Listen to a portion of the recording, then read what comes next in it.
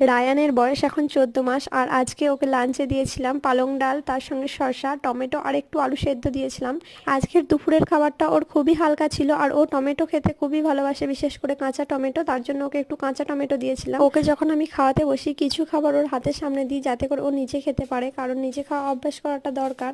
কিন্তু নিজে খাওয়া অভ্যাস করাটা দরকার তার মানে যে পুরো খাবারটাই তাকে নিজে খেতে দিই একদমই নয়।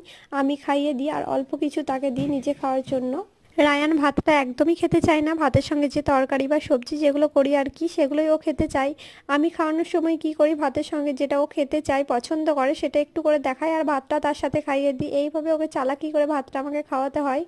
আজকে যেমন ও টমেটোটা খেতে ভালোবাসে, টমেটো খেতেও খুবই ভালোবাসে, দেখলেও টমেটো খেতে যায়, তাই আমি ভাতের সঙ্গে একটু করে ওকে টমেটো দিচ্ছিলাম যাতে করে টমেটোটা দেখে ভাতটা খায় আর কি। এটাই ছিল খুব হালকা খাবার রায়ানের আজকের দুপুরে। এরপরে কিছু ফল ওকে আমি দিই খেতে যেটা ও খায়। ভিডিওটা ভালো লাগলে একটা লাইক করে দিও, চাইলে আমার চ্যানেল